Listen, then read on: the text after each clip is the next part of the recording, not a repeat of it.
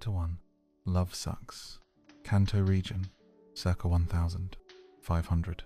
Ash Ketchum sat in his room, taking deep breaths to try and calm his nerves. In just under an hour, he would be facing the most important event of his life. His companion Pikachu sat next to him, trying to keep him focused. Pika Pie? Sorry, pal, I'm just nervous. But when I see her coming down the aisle in that beautiful dress... Why wait, why not take a look right now? Ash looked up to see the most beautiful woman in the world, at least in his mind. Standing before him, her honey blonde hair done up in a bun covered by a veil. Serena, what are you doing here? What? I can't drop in on my husband-to-be? No, but it's bad luck to see the bride before the wedding day. Serena rolled her eyes as she sat down next on his lap and pulled him into a hug. You seriously believe in that superstition? Hey, you're the one marrying a vampire? Serena laughed and kissed him, and I wouldn't take you any other way. Ash smiled, his fangs glistening in the moonlight. Yes, Ash Kethcom was a vampire, a prince, to be exact, soon to take up the throne of the monster world. But despite what one might at first believe, Ash was not a terrible blood-drinking beast.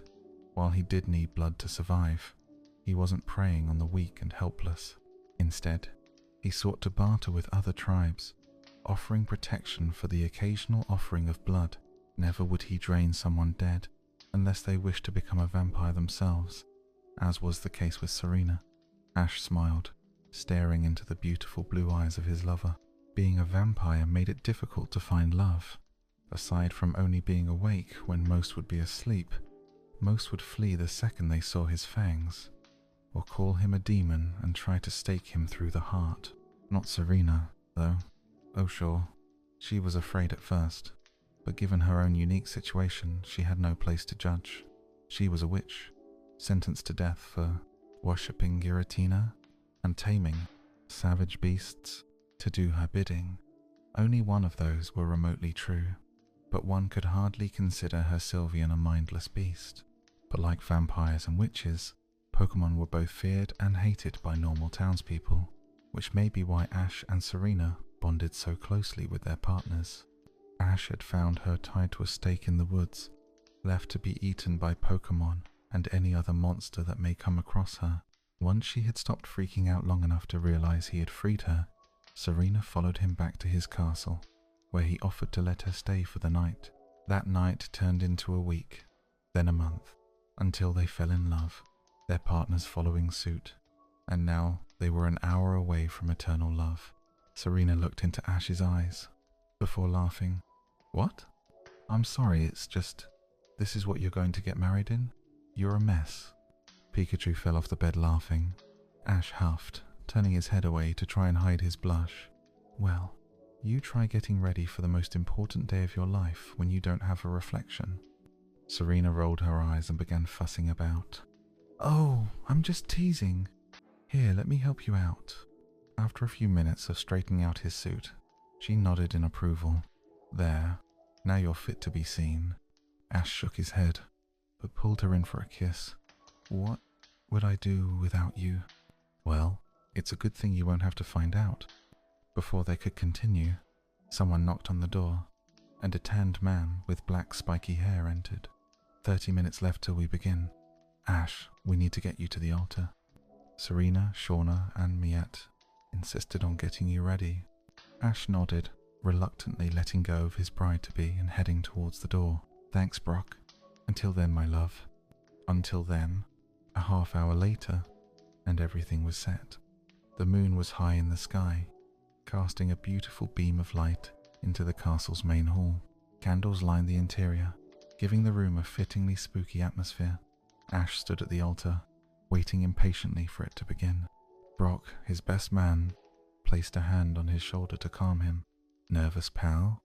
Like you wouldn't believe. Brock nodded in understanding. I know the feeling. It's exactly how I felt when I married Lucy. How do you manage?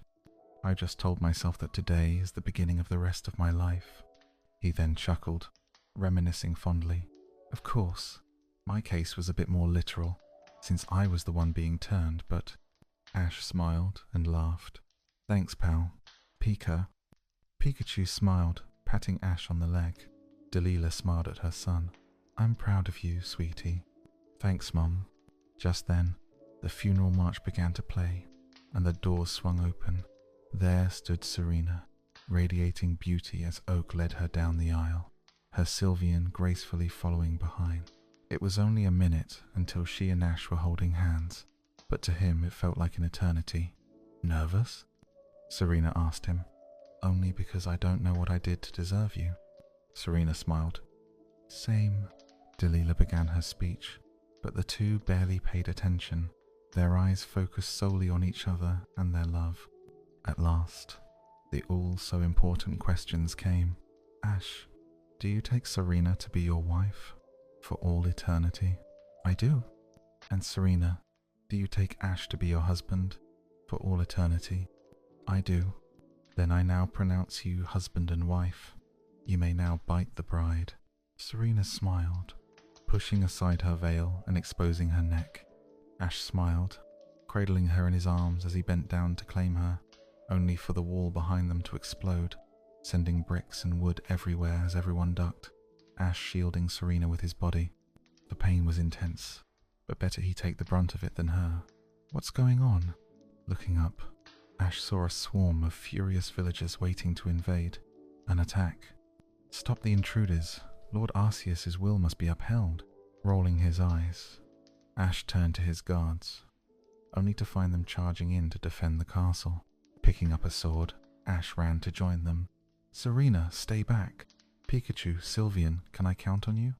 Pika, Vion, be careful. Ash nodded, before running into the fray, slashing and cutting into any attacker who dared to try and ruin this important night for him. He wasn't a violent man, ordinarily, but he'd sooner be damned to the distortion world than let his friends put their lives on the line while he sat back. Back, foul demon, back to your village. A village shrieked, only to be cut down by Ash's sword. Shut up, he replied harshly as the life left their eyes. Ash wasn't proud of himself, but he knelt down and helped himself to some of their blood. He did, after all, need to keep his strength up. No sooner had he done so did he hear the telltale sound of a crossbow bolt flying overhead, missing him by inches. Turning around, he found an attacker cursing their luck and trying to prepare another round. Not willing to let him do so, Ash closed the distance, sinking his teeth into the man's neck and drawing his strength, the man's screams echoing into the night. Realizing their attack was pointless, the remaining attackers fled, allowing Ash to breathe a sigh of relief. Phew, now we can. Ash turned and gasped. Serena was on the ground, the bolt meant for him sticking out of her chest, her snow-white dress quickly staining with blood. Number, no, no, no, no! Immediately, Ash ran over to her, scooping her into his arms. We can pull it out. We can stop the bleeding. Medic, quick! But Serena shook her head. It's too late. Poison. Ash cursed in his head. Poison. One of the few things that could kill him. If I hadn't been crouching down, Ash, stop. It was a freak accident. Don't blame yourself.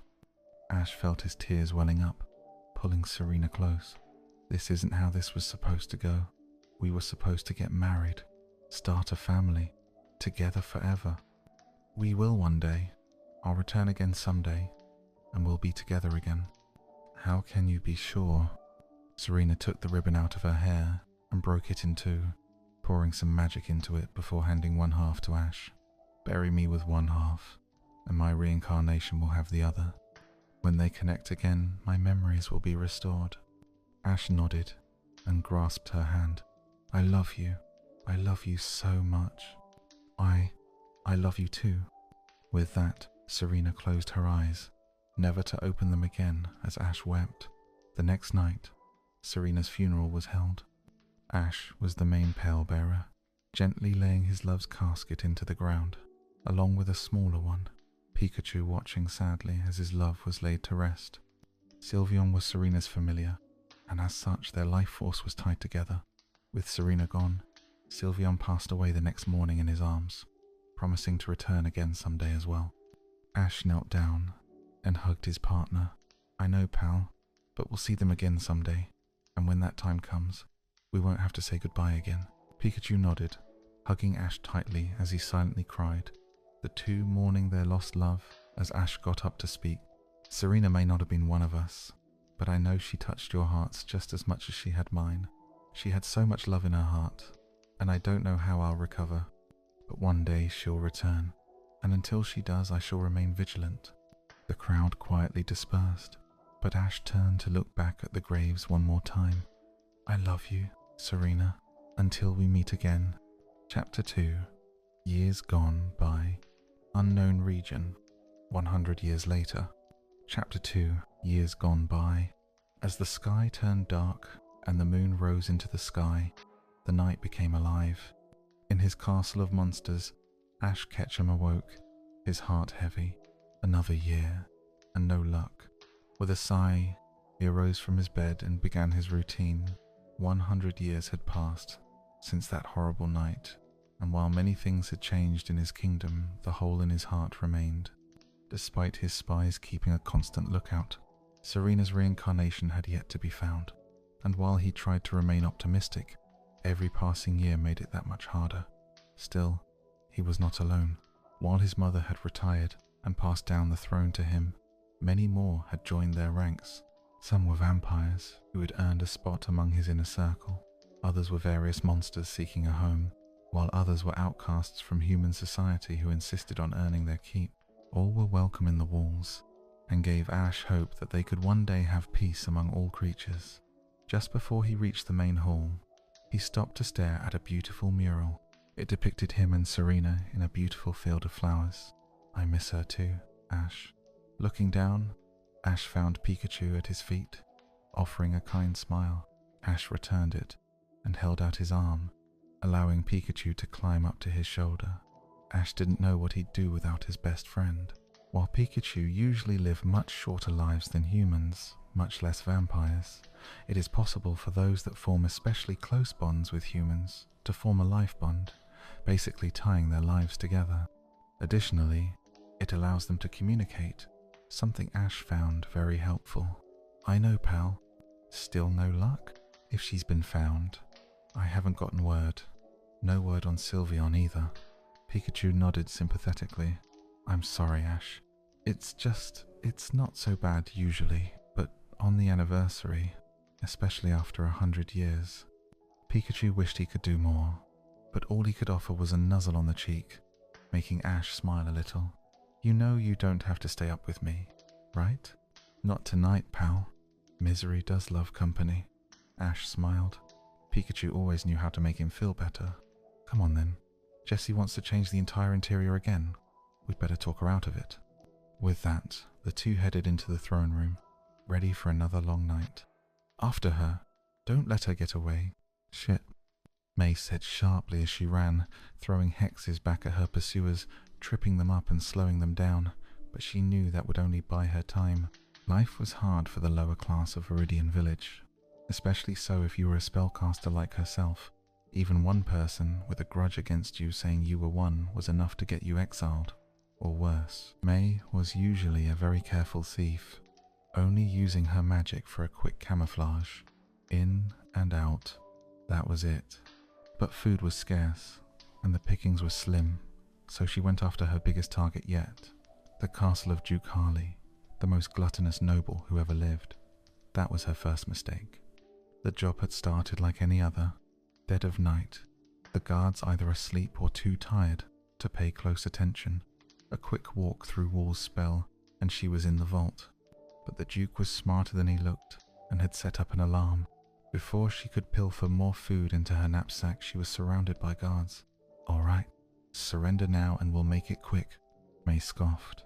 She had escaped from the Prick Brigade before. She could do it again. Fat chance. With a quick incantation, she ducked out through the wall just as the guard moved to grab her. She's a spellcaster. After her. Unfortunately, her magic did not give her quite the edge she had hoped for.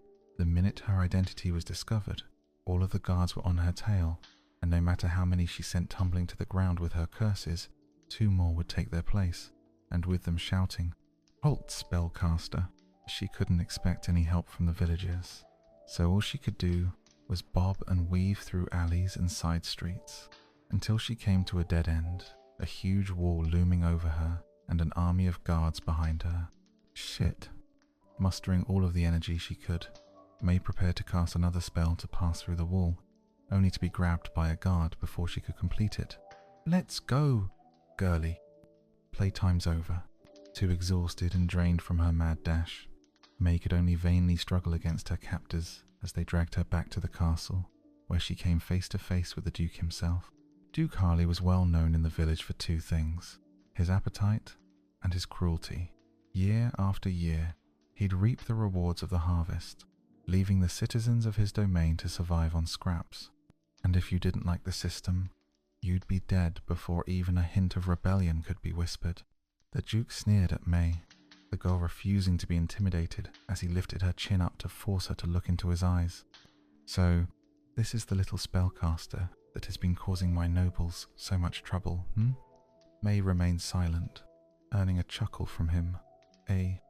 You have spirit, girl, I like that. So, I'll make you an offer. If you agree to be my wife, I'll ignore the numerous trespassing charges and the fact that you're a spellcaster. May scoffed. Yeah, no thanks. I'd rather take my chances with the wild Pokémon. You'd rather perish out there than live a life of luxury with me. Is that what you call it? I know you're kind, Duke Harley. You don't admire my spirit. You want to break it. You only see me as a trophy you can flaunt around to show off to your friends. Harley scowled and struck her face lightly her. You little. Fine, you want to be lost to of wild beasts? Then so be it. Guards throw her in the dungeon. We'll take her out to the woods tomorrow, where she can perish. Yes, sir. May put up no fight as she was dragged off, but she did keep glaring at him as she was led away. Just as she disappeared, Harley could have sworn he caught a glimpse of a beautiful ribbon in her hair, but he shook it off. Not like a peasant like her could afford such a beautiful item. Dawn couldn't help but beam as she hid behind a pillar, having seen and heard everything. Finally, all those years of hiding in the village, guiding people exiled for the pettiest of reasons to her home, and her efforts were finally paying off. She had seen the girl before fleeing from pursuers, and always had a hunch about her. But tonight proved it. Her magic, her fiery spirit, but most of all the ribbon in her hair. Something that would seem unimportant to the untrained eye, but she and spies like her had been keeping a keen eye out for it for a literal century. There was no doubt in her mind that this was her king's lost love returned, and she would do everything in her power to reunite them. Hey you! Dawn froze, afraid that she had been caught. Nervously, she turned around to find the Duke scowling at her. What are you doing slacking off? I sent you to the kitchen to prepare my midnight snack. Yes, sir. My apologies, sir. I just needed to get a pot of water to boil. Harley huffed, but accepted the excuse.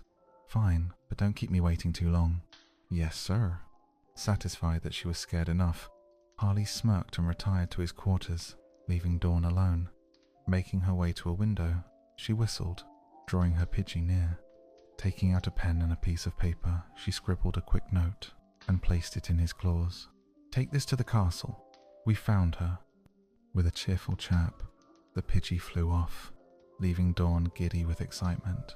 Chapter 3. Out of the Frying Pan. Deep Forest. Unknown Territory. Chapter 3. Out of the Frying Pan. May grunted as she was shoved along the forest path, the guards doing their absolute best to make the trek as miserable as possible for her. Despite the sun having set by now, she hadn't been allowed more than a loaf of stale bread and cheese all day. She had to give her captors this. They knew how to handle spellcasters. She had no energy to cast even a simple hex, much less anything that could help her escape. At last, Duke Harley signaled for them to stop, the guards yanking May back harshly. Here we are. Now hurry up. I want to get out of here before the moon rises. What's the matter? May smirked, her hunger by no means displacing her wit. Scared? If you knew what awaited you, you'd be too, spellcaster.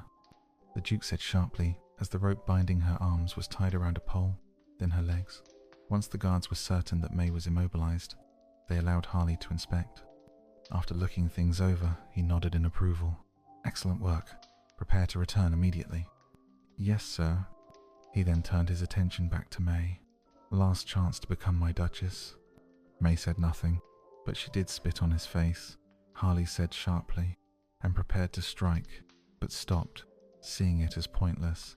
Fine, have it your way. With that they left, leaving her to her fate. The night wore on, and the moon shone brightly. Despite how tired and hungry she was, May refused to give up and tried to escape. Time and time she tried to break free, rub the rope off, start a fire with magic, anything that could help, but to no avail. With a tired sigh, she leaned back against the post, trying to keep calm and build up strength. It really was a terrible way to go. They used to burn spellcasters at the stake, but the Duke had deemed too merciful, saying they would perish too quickly. So instead, he deemed anyone accused of spellcastercraft was starved, dragged out to the woods, and left to the mercy of wild Pokémon. Of course, there were rumors of other dangerous monsters out there, vampires, werewolves, and the such. But May had a feeling that even if that were true, it would be the Pokémon that got her first. As if the universe had read her mind, she heard a deep growling from all around. Then they appeared, first one Houndoom, then another, then another. Exhausted and cold, May could only stare them down, daring them to strike. If this was how she'd perish, she refused to scream or beg. Closing her eyes, she waited for the end. Piplup Bubble Beam! Right as the first Houndoom was about to sink his teeth into her flesh, he was pushed back by a barrage of bubbles. One of the others moved in to assist, but the loud shouting threw them off. Believing a much larger pack was upon them, the trio fled. Before May could register what was happening, she felt the ropes around her hands give way, dropping her to the ground before someone caught her. Easy there, I've got you. Who, what? Here, eat this. You need your strength. Cautious, but too hungry to be wary, May accepted the pastry and ate it. It actually tasted rather good, a meat pie with some vegetables, which only added to her confusion. Finally gaining the courage to look at her rescuer, she came face to face with the smiling face of a blue-haired girl her age. Thank you, she managed to whisper, trying to keep herself on her feet. You're welcome. My name's Dawn. What's yours? May. I guess I'd better get going before they come back. She tried to walk away, only to stumble. Luckily, Dawn caught her. You all right? Yeah, I think my legs just need to wake up. I know a great place you can go. You'll be safe there. No thanks, I'll be fine. Please, I insist. I can't leave you on your own. May paused for a moment. She didn't know this girl, and experience taught her that trusting strangers was rarely a good idea. But she had gone out of her way to save her and fed her. Plus, having a Pokémon obey you, even one as small as a Piplup, was a remarkable feat. Perhaps it would be a good idea to stay on her good side. Alright, but no funny business. Deal. It was slow going, what with Dawn needing to support May as well as lead them through the dark forest. Luckily, her Hoot had joined them, with her and Piplup keeping an eye out for wild Pokémon. Eventually, May was able to walk on her own, making it easier on Dawn. However, something kept weighing on May's mind. Dawn, right? That's my name. I don't recall ever seeing you in the village, and it's not a very big one. Dawn chuckled. Well, you promised not to snitch on me, considering that I was left for dead by them. Yes, I'm actually a spy. This got May's attention. A spy? Dawn nodded. You're not the first person I've helped fake their death, but you might be the last. I think Duke Harley is onto me. But why? Viridian is hardly a big village. I've got my reasons. What? If you tell me, you have to kill me. Maybe. Oh, look. Here we are. May looked up at the dark, imposing castle looming over them, the moon casting an eerie glow over it. Somehow, though, it felt familiar, though she couldn't put her finger on how. There was a guard waiting for them when they reached the gate, and when Dawn saw him, she ran right into his arms. I was worried about you. Oh, Kenny, I've done this 100 times. Still, it's not very safe. Please, Danger is my middle name. Ahem. Dawn giggled and turned to their guest. Sorry, I got carried away. Kenny, this is May, our newest guest. May? This is my fiancé, Kenny. Nice to meet you. Thanks, May said, though she couldn't help but feel wary. But she couldn't dwell on it for long, because a yawn escaped her mouth before she knew it. You must be tired, Dawn said. There's a spare room right past the dining room. Are you sure it's all right? I don't want to intrude. No need to worry. Go on ahead. Confused, but no less tired, May followed her instructions. Once she was inside, Kenny closed the gate and turned to his fiancée.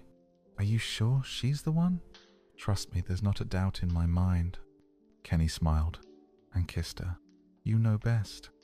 Easy, lover boy. Save it for the wedding. Kenny chuckled, his fangs glistening in the moonlight. May found the room with ease and soon got ready for bed. She had to admit, it was nice laying on silk sheets, but even as she lay down, her mind was still racing. She swore she'd never set foot in this place before, but somehow everything felt so familiar, so right, like she'd lived there much longer. This was all so weird, even for a spellcaster. At least I'm not married to a jerk. But even so, she had a feeling her life was about to get a whole lot weirder. Chapter 4. Into the Fire. Morning at the Castle. Chapter 4. Into the Fire May woke up to the morning sun on her face. She blinked, taking in her surroundings. As weird as this place felt, she had to admit the bed was very comfortable. She couldn't remember the last time she'd slept so well.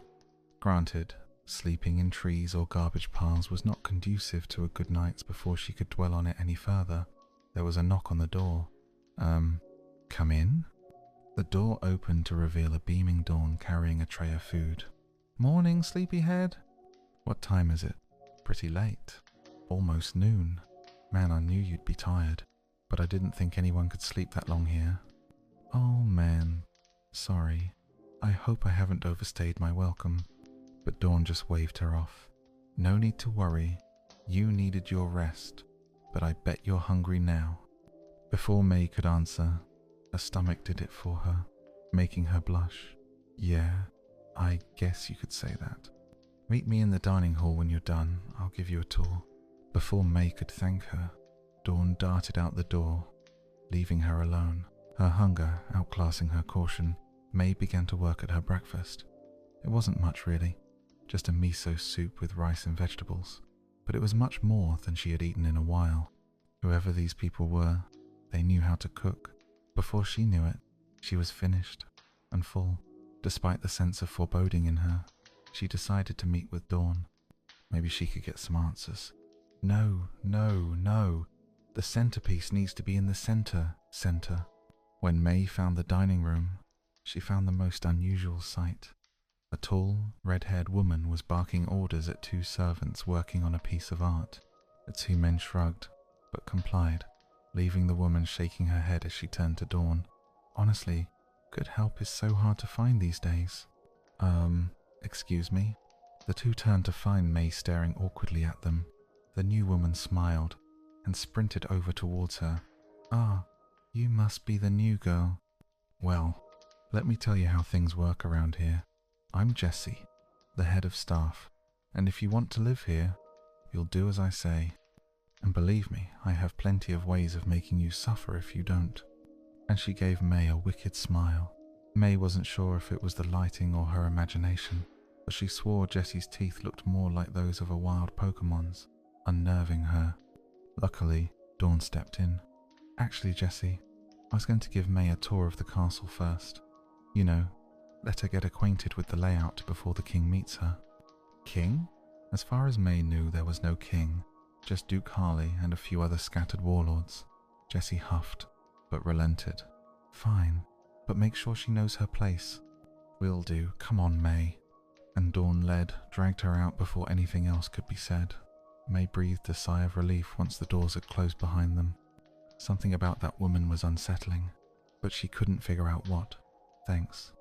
No problem. Don't worry about Jessie. She's strict, but she means well. Is she seriously the head of staff? Dawn chuckled. She likes to put herself in charge, but there really is no official one. Well, aside from the king, that is. King? Dawn waved the question off. Long story, you'll meet him later. But no need to worry.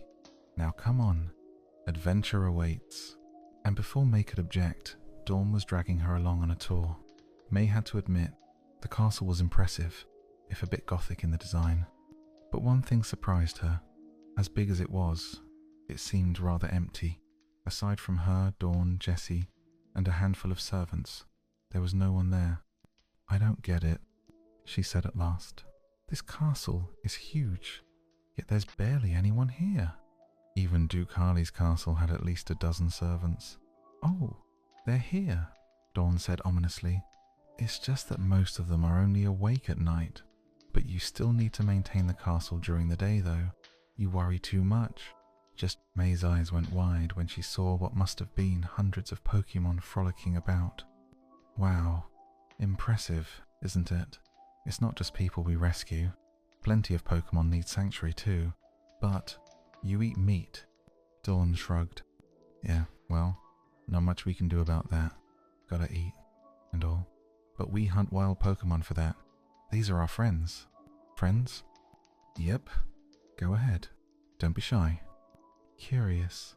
May stepped forward. Back in Viridian, Pokémon were feared as agents of Giratina and avoided at all costs. May never paid those rumors much mind, mostly because she was just as feared for being a spellcaster.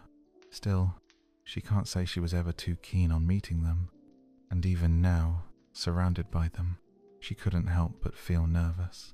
But as she stepped closer, she was immediately met by all kinds of friendly faces.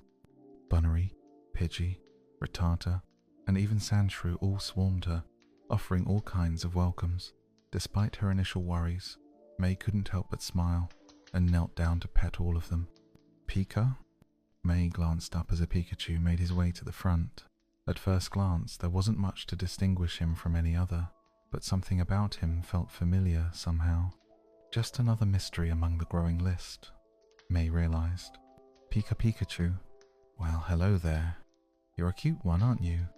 May held out her hand, allowing Pikachu to sniff it before allowing her to pet him, nuzzling against it and making her smile.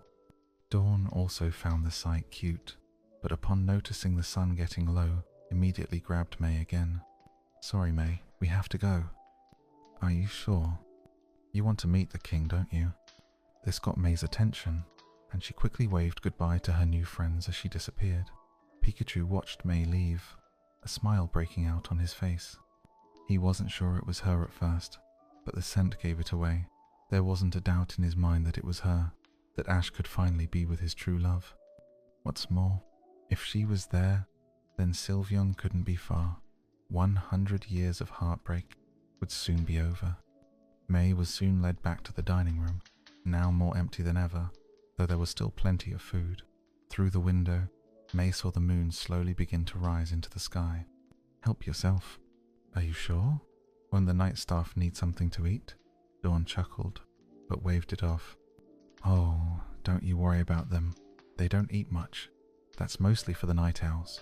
The king will be here shortly. Good luck. But, sorry, too tired to talk. And once more, May found herself alone. Too restless to sit still and wait, she grabbed an apple and began walking around the room, looking up at all of the portraits. Although she had never met any of them, she could feel the elegance and power radiating off of them, almost as if they were alive. She paused before one, her eyes transfixed on the woman and man in a meadow. Something about this woman, her baby blue eyes and her blonde hair, it almost felt like she knew her, but that only raised more questions. How did she know her? Why was this place so familiar? Where were all of the servants? Beautiful, isn't it? May turned around and gasped. Standing before her was the most regal-looking person her age she had ever seen. Unlike Harley, whose demeanor exuded arrogance and selfishness, this man radiated compassion and elegance. Even his pale skin was almost beautiful. There was no doubt in her mind that this was the king Dawn had spoke of. Chapter 5. Reunited. Castle Hall, present night. Chapter 5. Reunited? You're sure it's her, buddy? Positive. I could never forget that scent. And the ribbon? Pikachu paused, before sheepishly rubbing the back of his head.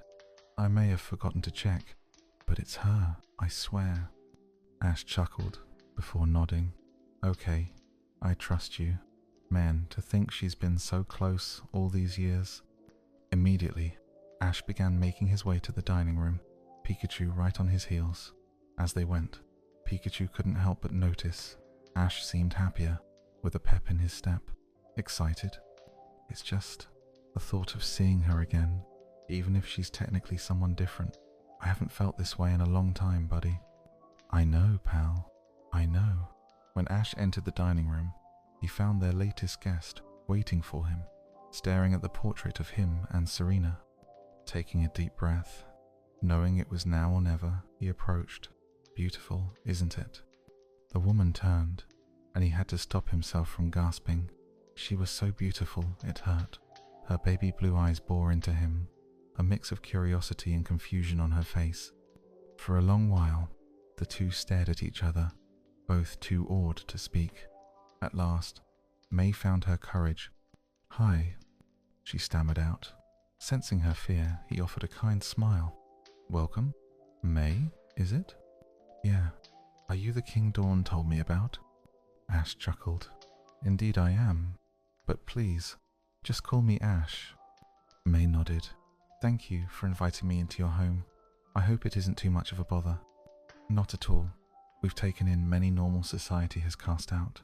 Of course, we don't have much room to judge." Ash chuckled, but it was only a joke he would understand. As he was about to continue, he spotted a flash of blue in her hair. A very familiar flash of blue.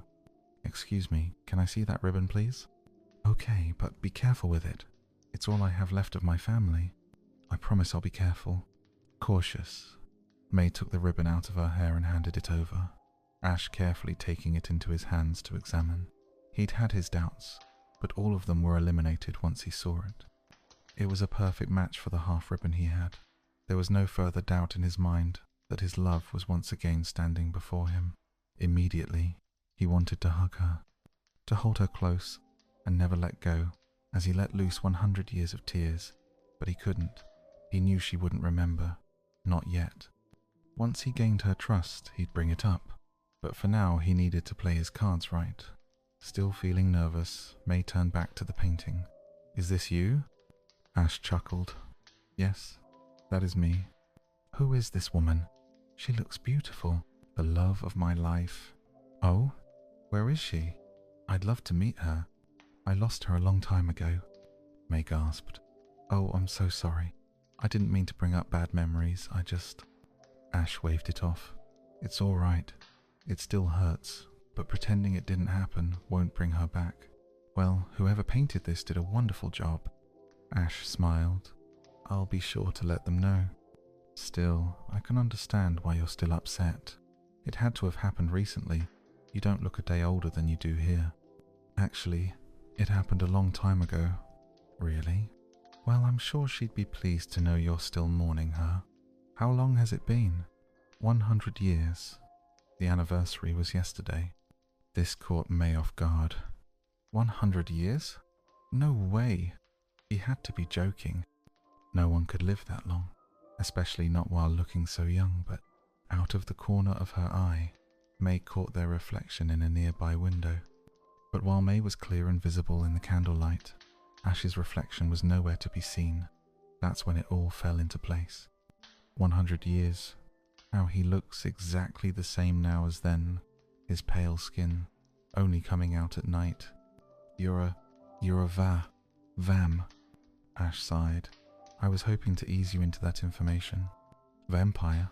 "Yes." May jumped back, trying to put as much distance between them as possible. Ash, for his part, remained calm and still. "Stay back.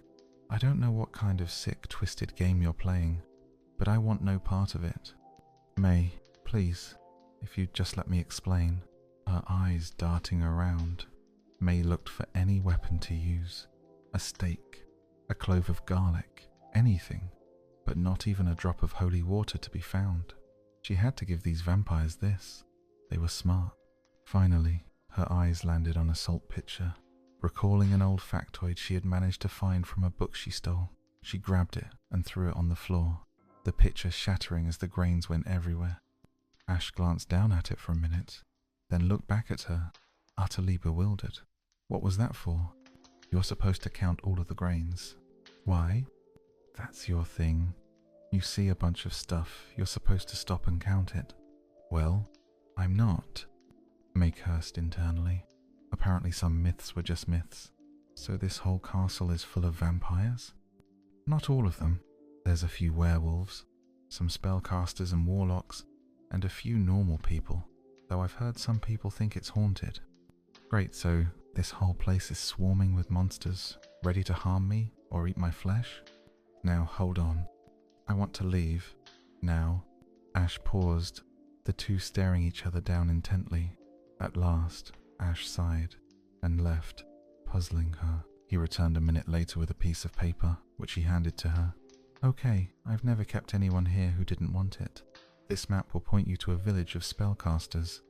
They'll welcome anybody who pulls their weight. You'll be safe there. Just tell them Ash sent you. May hesitated for a minute before taking it. Thanks, she muttered as she headed for the exit. I can go with you if you'd like, he offered. It's not safe to go into the woods at night. I can take care of myself, thank you. Wait, May sighed, turning around one more time. What? Ash gently placed the ribbon back in her hair, shocking her. Just didn't want you to leave without this. Oh, thanks. You sure you don't want anyone to accompany you? I'm sure. Tell Dawn I'm glad I met her. I will. With that, May left, Ash watching her go with a heavy heart. Pikachu, who had been watching the entire time, shook his head. I can't believe you. Not now, Pikachu. I'm not in the mood for a lecture. Too bad. I'm giving you one anyway. How can you let her go? You finally have her again, and you let her walk out the door. I can't force her to stay, Pikachu. That doesn't mean you can't try. What would you have had me do? Beg her to stay? Tell her the truth about who she is? Drag her to Serena's grave? All I know is the Ash I know isn't a coward.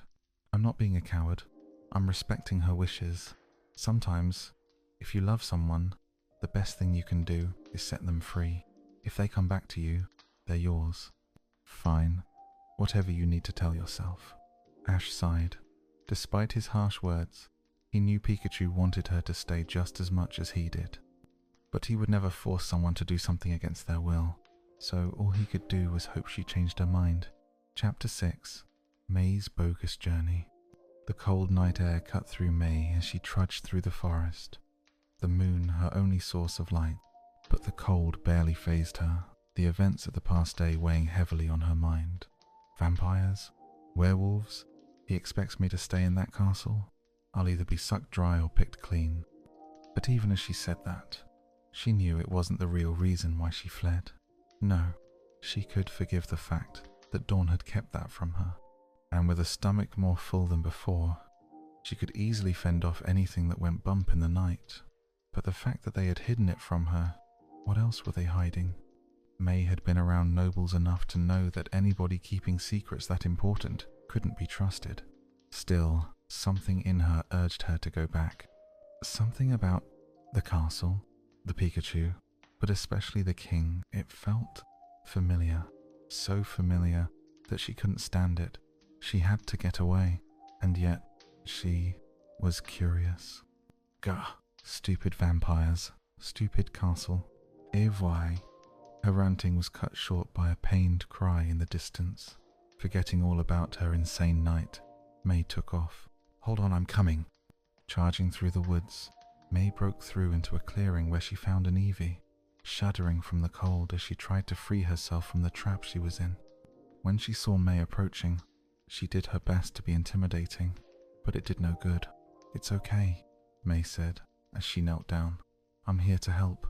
Knowing she couldn't fight her off, Eevee settled down, allowing May to examine her. It didn't look good. Her fur was covered with cuts and scratches, and she looked awfully thin. May couldn't heal her without more resources. but she could at least make sure she would survive until they got somewhere with said resources. But first, she had to free her. May turned her attention to the trap itself, but it didn't bode much better for her. The way it was designed made it so that the trap couldn't be opened without significant force from a weapon, and even once the Pokémon was free, they would be in no position to escape or fight back. May snarled. She knew of only one person cruel enough to design such a device. Harley.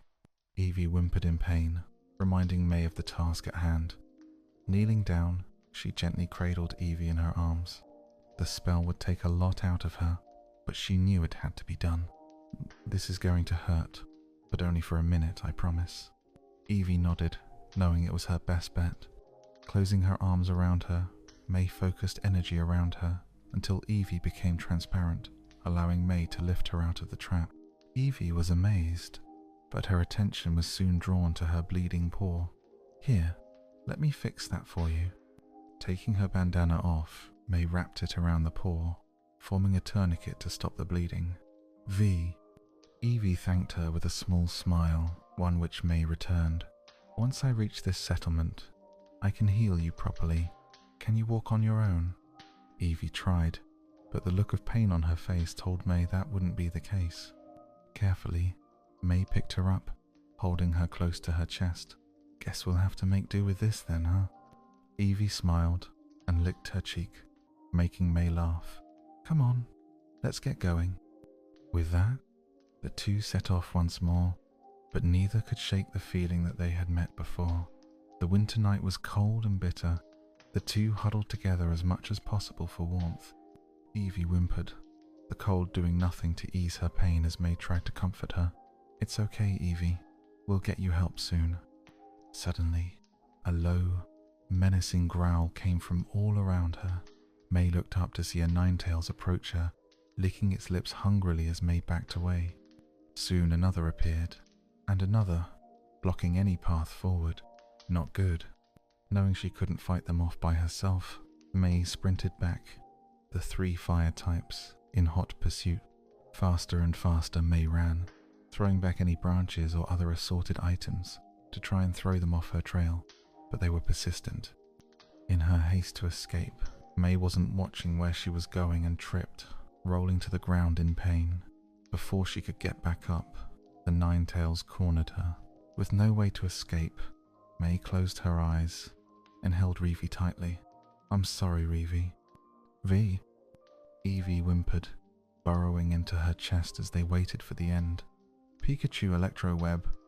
Suddenly, the three Ninetales became trapped in a web, pinning them against the tree. May looked for her rescuer to see a very familiar Pikachu running up to her. Wait a minute, you're that Pikachu. A second later, Ash came running up. Run, that web won't hold them forever. Sure enough, the web entangling them began to break as he said that. Ash stood in front of her, shielding her and Evie. Go, now. But I can't just leave you. Go. With that, the web snapped, freeing the Ninetales. Realizing that she could do nothing to help, May took off running. I'll find help, she called back, but truly she doubted anything could be done. Once Ash was sure she was safe, he turned his attention back to the three Ninetales. Alright, you want a piece of me? Kenny stared out into the darkness of the world, his eyes peeled for any trouble. Of course, given the secluded nature of where he lived, the odds of anything happening were low. Man, being the guard is boring. I wish something would happen. Make way, we've got wounded. Kenny soon wished he had kept his mouth shut, for May came running up, still clutching the Evie tightly in her arms. May? I thought you left? May soon explained everything, from finding Evie to being attacked. Nodding, Kenny directed May to the infirmary, where they sat Evie down. Don't worry, she'll be up and about in no time. But we need to go back. Ash fought those Ninetales to save us. He needs help. But Kenny chuckled and shook his head. Oh, trust me, he doesn't need help. Look, here he comes now. To May's surprise, the king came limping in, tired but triumphant, Pikachu right on his heels. But while she knew the blood wasn't his, the sight of him covered in it made her uneasy. How's the patient? We just got her here. The healers will be attending to her shortly.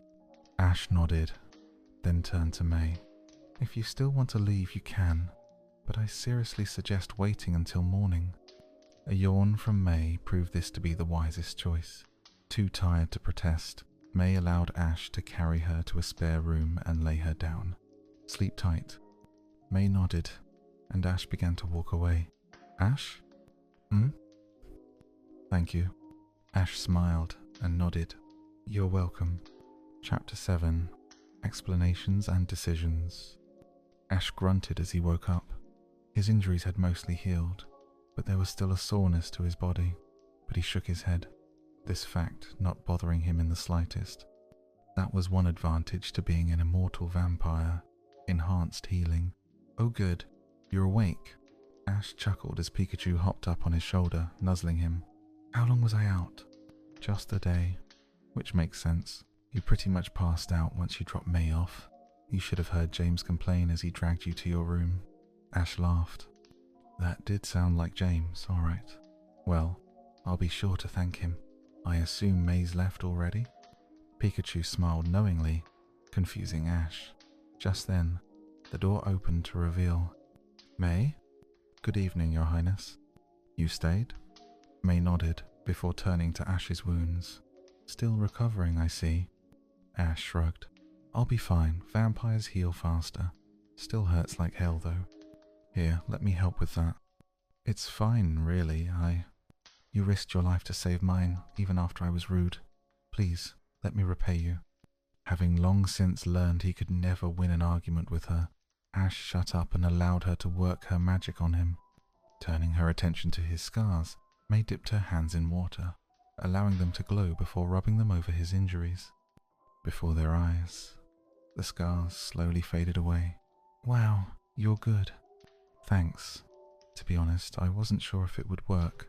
I've only practiced on living subjects, not vampires? Well, the undead, but yeah. Ash nodded. Technically I'm alive. I mean, I do have a beating heart. I just need to supplement the blood supply, I guess. By taking it from others? Ash's expression darkened. I don't like doing that. I do it because I have to, but I never drain anyone. Only if they're dangerous, or if they want to be turned. People want to become vampires? Ash nodded. Rarely, but it does happen. Love works in mysterious ways. May nodded, and an awkward silence fell over them as she continued her magic. Once she was done, she sighed and spoke again. I'm sorry I ran. Don't be. Ash waved it off. I would never force anyone to stay here against their will. Besides, we did kind of hold a major secret. Trust me, you're not the only one to freak out about us being vampires. It's not just that, May continued. I could forgive the whole vampire thing, but I haven't had the best experience with the upper class. Do you want to talk about it? May paused for a minute before beginning. My family was always poor. My father working in the fields to feed the greedy lords while my mom slaved away with the wash. My brother and I, well, we always dreamed of a better life, but that's not easy as a peasant. Then, yes? Our parents died. Dad in a wild Pokémon attack, and Mum, she pretty much drank herself to death. I don't even know how she got it, but she did. After that, it was just Max and I against the world. Where is he? A year after Mum died, we were called into the Lord's castle. He told us he'd heard of our plight, and with his lady having died before she could bear children, he wanted to take us in. Seems nice of him. I'm assuming he wasn't. He didn't want children, he wanted something else. Oh, Ash said grimly. He sold my brother into forced labor and tried to force himself on me. That was the day I discovered I was a witch, and I ran. I tried to get Max, but by the time I had broken free, the wagon had already left. Tears began to well up in her eyes. That was the last day I saw my brother. Oh, May, Ash said, though he knew there really wasn't much he could say to help. After that, I drifted from village to village, making sure to never stay in one place too long. I always hoped to find him again, but... Ash nodded. Truth be told, even if you weren't a vampire, I probably would have run anyway. The only reason I stayed that long was because I was too tired to get very far. But you haven't run away yet. Why? Because you saved my life. You don't owe me anything, if that's what you mean. May shook her head.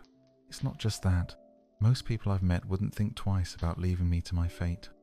Honestly, some would throw me to the Nine Tails personally to ensure their own survival, but you didn't.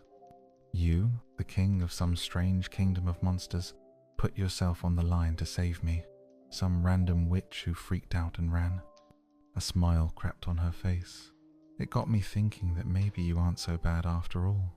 Ash smiled and nodded. Well, I can't force you to stay, and you're more than welcome to leave if you want, but I'd like you to stay. If you'll still have me, I'd like that. Then welcome to the castle. Thank you, Your Highness. Ash rolled his eyes. I told you, just Ash is fine, maybe. But after last night, I think you deserve the title. With that, May got up to leave. I want to go check on Evie. Make sure she's healing well. Farewell. Just Ash. Ash chuckled, the two exchanging smiles as she left, leaving Ash alone with his thoughts and a heart a lot less heavy. Hurry up, you lot. I want to be back with dinner before nightfall. The guard remained silent as Harley barked orders, marching into the woods to check their traps. We've got a good haul this time. I can feel it. The guard said nothing as they marched along. Surprisingly, none of the traps had been activated, leaving the Duke furious. Where are they? I'm starving. Maybe we shouldn't have left them in plain sight. A sharp glare from his boss was enough to make the guard shut up. My liege, look! Curious, Harley marched over to where his underling was pointing to find a trap that had been activated, but nothing was in it. What's this? Where's the Pokémon? Maybe the trap was faulty? Harley considered this for a moment before nodding. Perhaps. I will need to speak with that low-life engineer when we return. We've got enough produce, sire. I think it's best we return. Yes, I suppose you're right. With that, the group returned to the village, but in his mind Harley was fuming. The empty trap was no accident. That much he was sure of. Some witch must have freed his rightful prey, and he had a feeling he knew exactly who it was. I don't know how you escaped, May, but you'll soon pay for crossing me. Chapter 8. Pokémon in Love. Pikachu watched as Eevee practiced walking on her injured paw, unsure of how he should approach her. Luckily, May's quick thinking had been enough, and no permanent damage had been done. Still, Eevee would be holed up in the infirmary for at least a week, and by the looks of things she wasn't making it easy for them to help her. Pikachu chuckled, but his smile quickly faded. It was clear to him that his beloved Sylveon had returned, just as she had promised. Granted, she was an Eevee now, but he could tell it was her. From the familiar scent, to her temper, to the simple fact that May risked her life for her, there wasn't a doubt in his mind that Sylveon had returned to him. One would think that he would be over the moon, and, to an extent, he was happy, but there was a nagging doubt in the back of his mind that wouldn't go away. May didn't have her memories, at least not yet. But that was fine, they knew that would be the case, and how to restore them. What they couldn't know, however, was whether Sylveon would retain hers, and if she didn't, how would they restore them? Even Sylveon herself admitted she didn't know, only vaguely stating that love would find a way. But what did that mean? Did he have to kiss her to make her remember? If that didn't work, then what? Before Pikachu could continue panicking, somebody bumped into him from behind. Oh, sorry, I didn't see you there. Dawn apologized. Pikachu waved it off, a slight bruise being the least of his worries. Dawn glanced into the room, and upon seeing Eevee, immediately understood his predicament. Is that her? Pie. Well, what are you waiting for? Go in there. But Pikachu shook his head, still afraid. Dawn, while not able to understand him like Ash could tell something was on his mind. What's wrong? Are you worried she won't remember you? Pikachu nodded and let out a small whimper. Dawn smiled and picked him up. Well, does it really matter? She may look different, but she's still the same Pokémon you fell in love with. And even if she doesn't remember you, I know you can make her fall in love with you all over again. After all, any Pokémon would be lucky to have you. Pikachu smiled and licked her face. You're welcome. Now go get her. Hi. Dawn set Pikachu down, and with one final deep breath he went in. Good luck. Eevee hissed as the doctor sprayed a potion on her, the medicine stinging as it made contact with her wounds. Easy, girl, Brock said gently. I know it hurts, but it'll all be better soon. If moving even a single inch didn't cause unbearable pain, Eevee would have shredded his clothes to pieces, but as it stood, all she could do was hiss and glare. Finally, Brock was satisfied enough to leave her be, allowing her to rest. Before she could close her eyes, though, she heard the pitter-patter of paws against the ground. Curious, she looked up to see Pikachu right at the edge of her bed. Hi. She was about to shoo him away when a wave of memories flooded her brain, stunning her. The moment they made eye contact, it all came flooding back. Meeting May, their bond forming. Meeting Ash, Pikachu. Pikachu watched as she twitched for a long minute, wishing he could help but not knowing how. Finally, she stopped, pausing for a minute to catch her breath. At last, she looked up, a different look in her eyes. Pikachu? Pikachu felt his heart skip a beat. The way she said it, the look in her eyes. Could she really remember? Was it really that easy? After what felt like an eternity, he dared to speak. Sylvian? Eevee smiled and nodded, tears welling up in her eyes.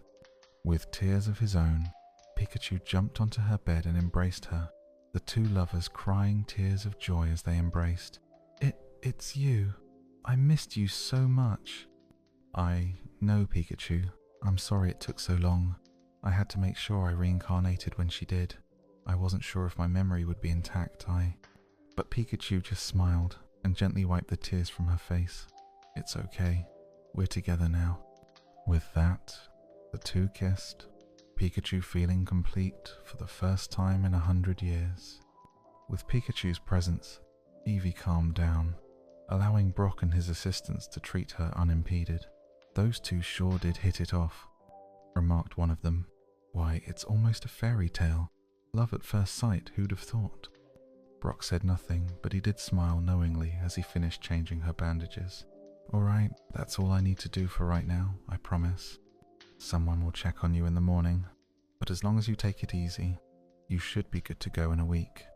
Eevee nodded and purred contentedly as Brock stroked her fur before turning to Pikachu. I trust you'll keep an eye on her for me, Pikachu. Pie. With that, Brock and his assistants left, leaving the two alone. Eevee smiled and leaned against him for support. You still love me, even though I'm back to being an Eevee, right? Pikachu smiled and kissed her. Nothing can make me love you any less. Eevee smiled and kissed him back. Once they pulled away, though, her face fell. Serena doesn't remember yet, does she?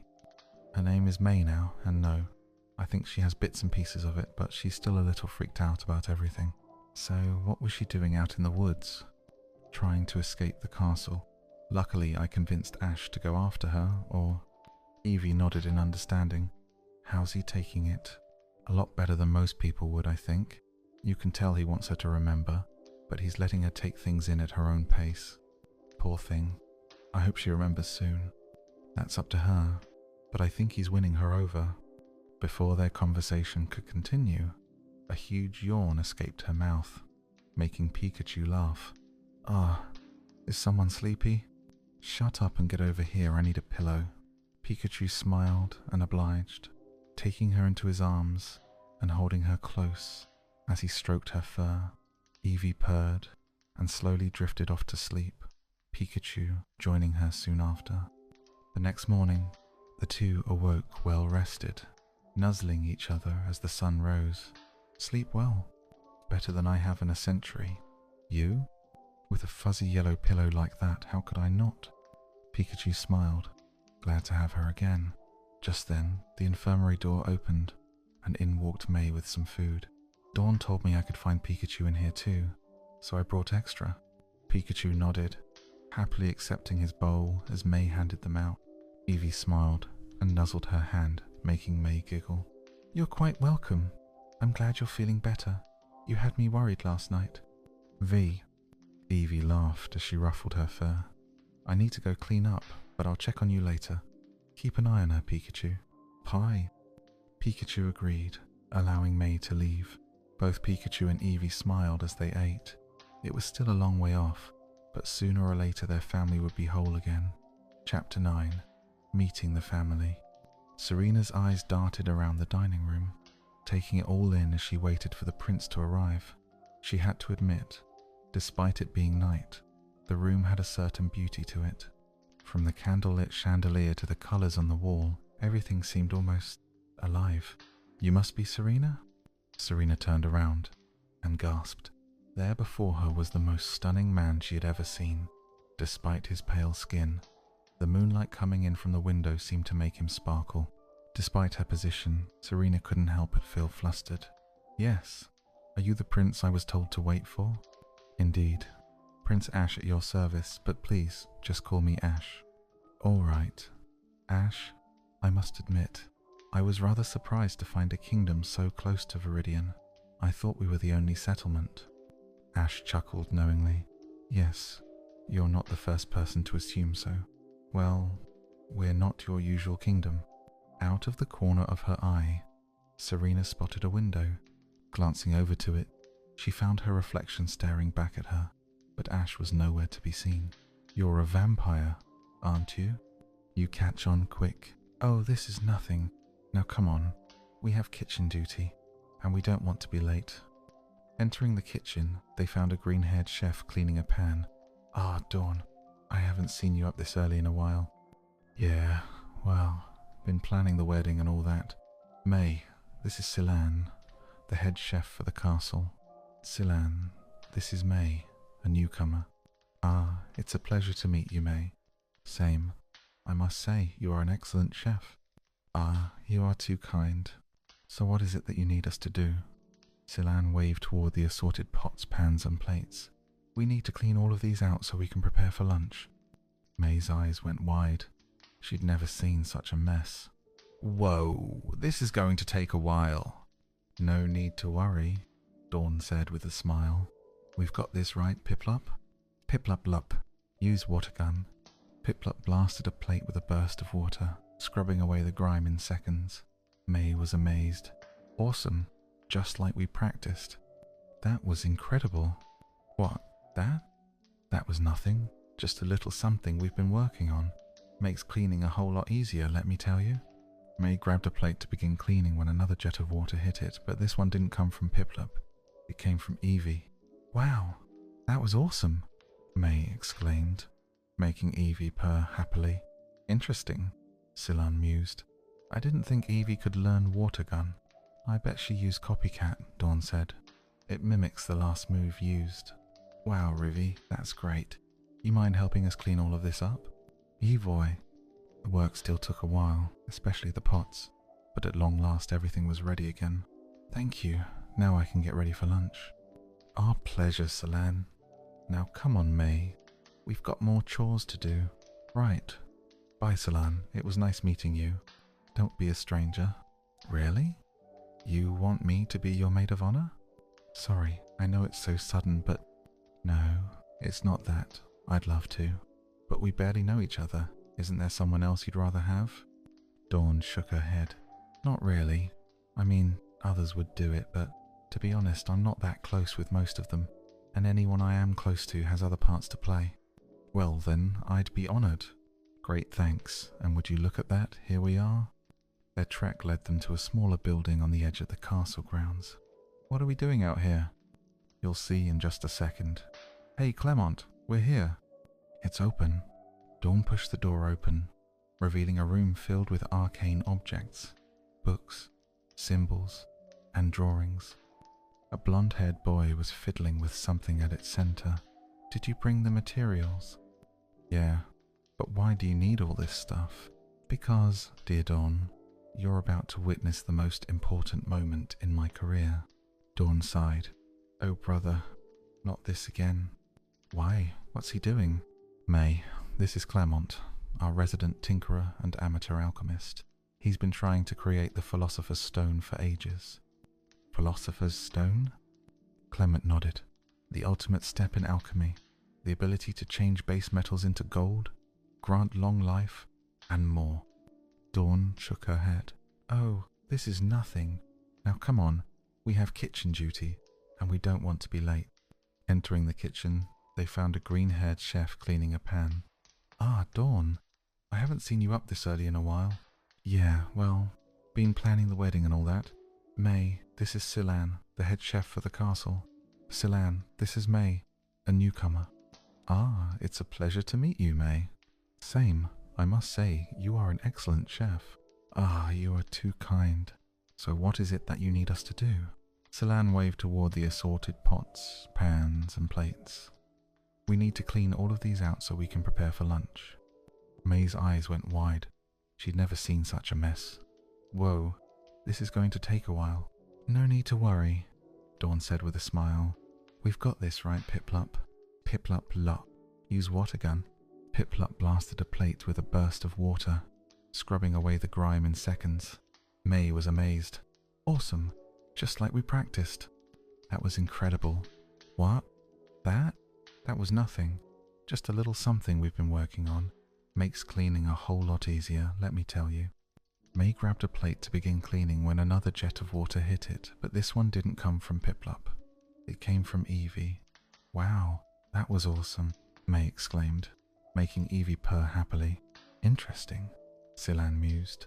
I didn't think Evie could learn water gun. I bet she used copycat, Dawn said. It mimics the last move used. Wow, Rivy, that's great. You mind helping us clean all of this up? FY, the work still took a while, especially the pots.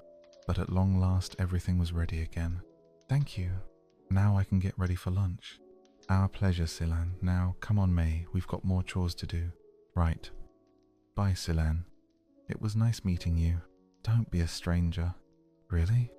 You want me to be your maid of honor? Sorry, I know it's so sudden, but... No, it's not that. I'd love to, but we barely know each other. Isn't there someone else you'd rather have? Dawn shook her head. Not really. I mean, others would do it. But to be honest, I'm not that close with most of them, and anyone I am close to has other parts to play. Well then, I'd be honored. Great, thanks. And would you look at that? Here we are. Their track led them to a smaller building on the edge of the castle grounds. What are we doing out here? You'll see in just a second. Hey Clement, we're here. It's open. Dawn pushed the door open, revealing a room filled with arcane objects, books, symbols, and drawings. A blonde-haired boy was fiddling with something at its center. Did you bring the materials? Yeah, but why do you need all this stuff? Because, dear Dawn, you're about to witness the most important moment in my career. Dawn sighed. Oh, brother, not this again. Why? What's he doing? May, this is Clement, our resident tinkerer and amateur alchemist. He's been trying to create the Philosopher's Stone for ages. Philosopher's Stone? Clement nodded. The ultimate step in alchemy. The ability to change base metals into gold, grant long life, and more. Dawn shook her head. Clement, you've been trying for ages and still haven't succeeded. What makes you think this time will be any different? Because I have a good feeling about this. That's what he said the past 5 tries. Dawn muttered, making May laugh. Just then, a little girl came in. Big brother, you said you'd play with me and Deden today. And I will, Bonnie, as soon as I test this. Now, stand back in awe, because the future is now thanks to alchemy. Clement touched the stone to a metal coin. For a moment it glowed brightly, giving everyone hope. Only to blow up, leaving a pile of ash. Or maybe not. Now can we go play? Might as well. Thanks anyway, Dawn. Nice meeting you, May. You too, Clement. Good luck. With that, they left. Once they were gone, Bonnie turned to her brother. Was that her? I believe so. Wow, she's a keeper. Too bad she's already taken. Or I'd ask you to marry her. Clement sighed wearily. Later that night, when most non-vampires had gone to bed, May was still awake. Surprisingly, the longer she stayed in the castle, the less intimidating it felt, though she couldn't shake the feeling of familiarity. As she walked along the corridors, she noticed the many portraits on the walls. Judging by their regal appearance, They must be former rulers of this odd kingdom. Though they were just paintings, something about them felt imposing. Finally, she stopped at the one she saw her first night in the castle, the portrait of King Ash and his lost love.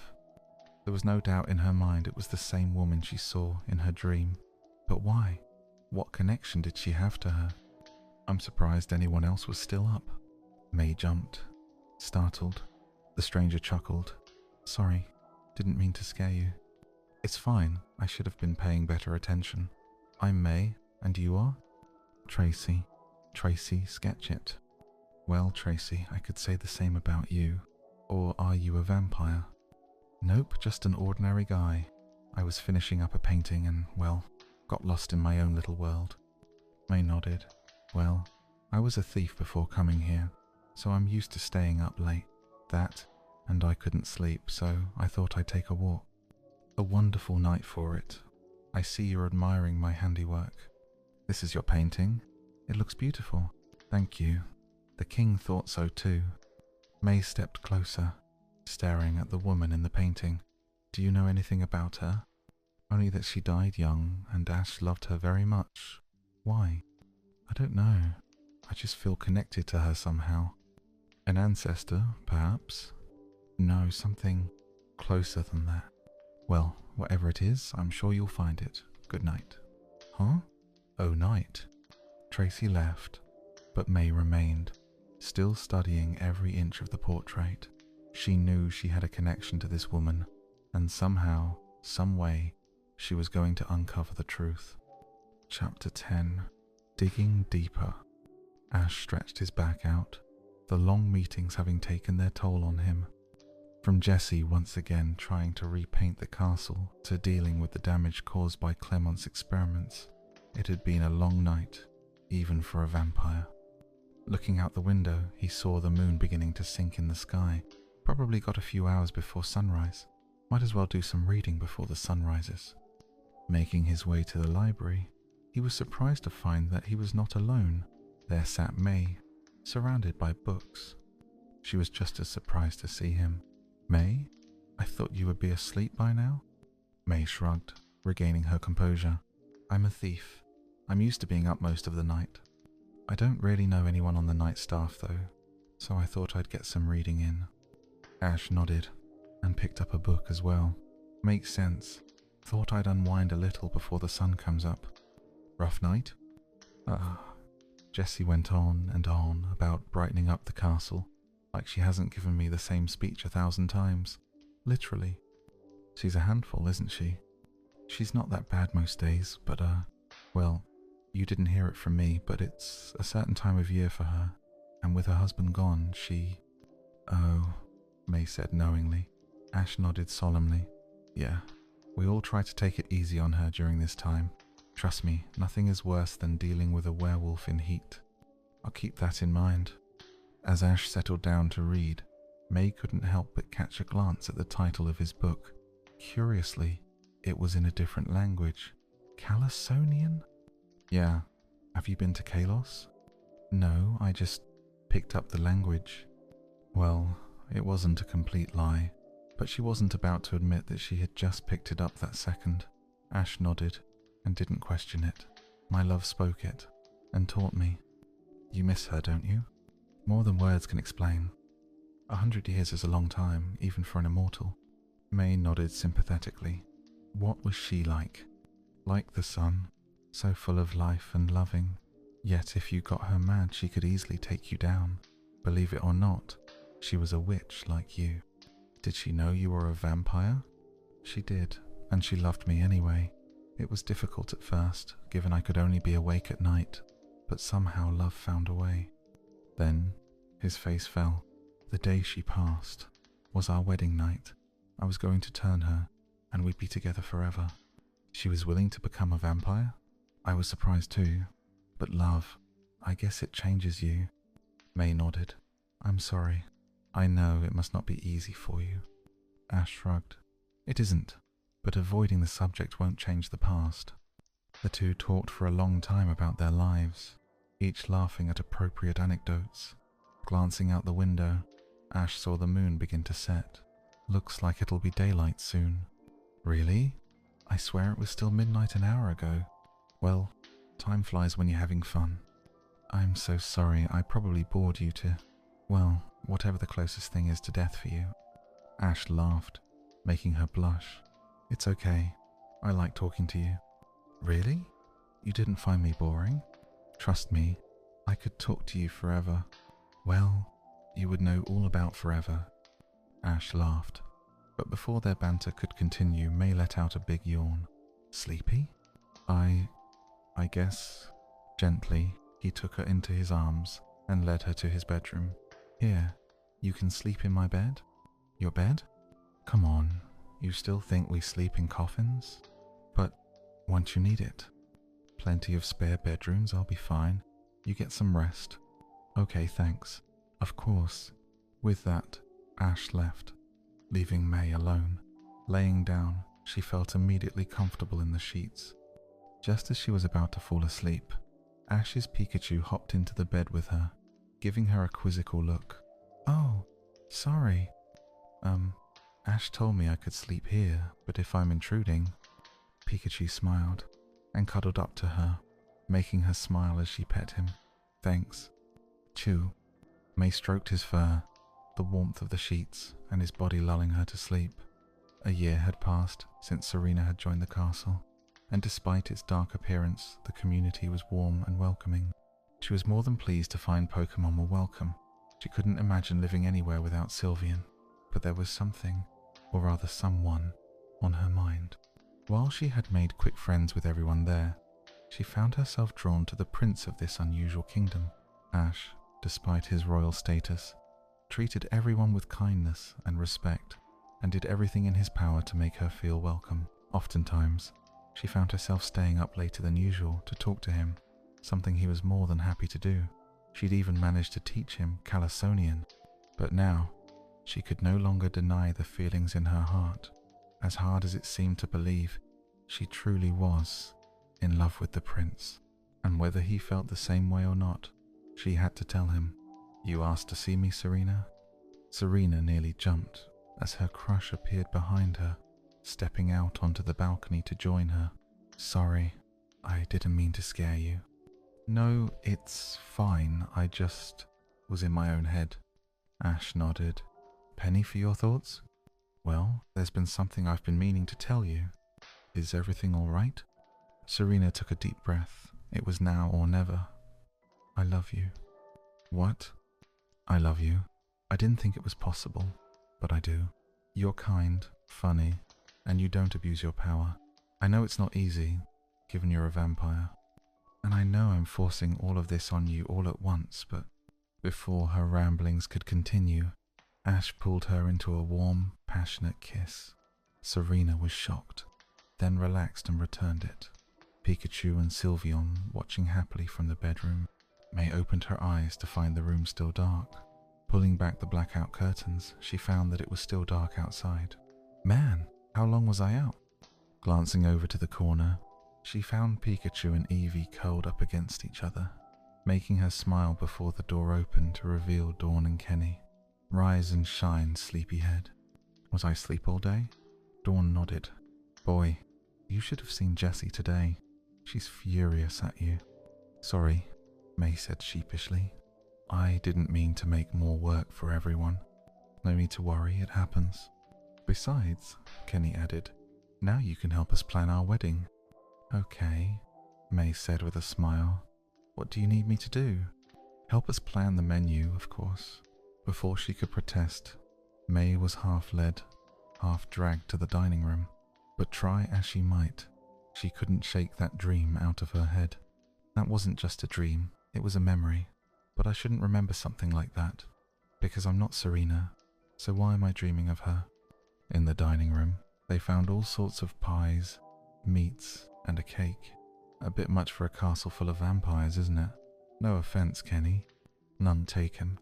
Sure, we won't be able to eat any, Dawn said, but that doesn't mean the rest of you can't enjoy yourselves. Besides, Kenny chuckled, with werewolves in attendance, we'll need all of the food we can get. Everyone laughed at that, until Brock brought in a plate of filled donuts. To May's surprise, Kenny took one. I thought vampires only drank blood. We do, but our fangs can pretty much drain anything we sink them into. Silan and Brock invented these so that vampires could have something to enjoy during weddings. To demonstrate their point, Kenny sank his fangs into one, absorbing the jelly in less than a minute. Delicious. Nothing beats a jelly-filled donut. Way to go, Brock. Thank you. Wow, that was incredible. Yeah, being a vampire isn't as bad as you might think at first. May fell silent for a minute before speaking again. Can I ask you guys a question? Yeah, of course. Anything? Have you guys ever had a dream that was more like a memory, but it wasn't one of yours? No. Why? Well, I've been having dreams about Ash. Ooh, tell me, Dawn squealed. But May raised her hands in defense. Not like that. Well, then what? They've been about Serena. His lover? Kenny asked. Why would you dream about her? I don't know. It doesn't make sense.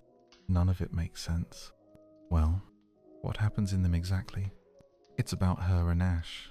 Yesterday was about how they met. Today was about how they fell in love.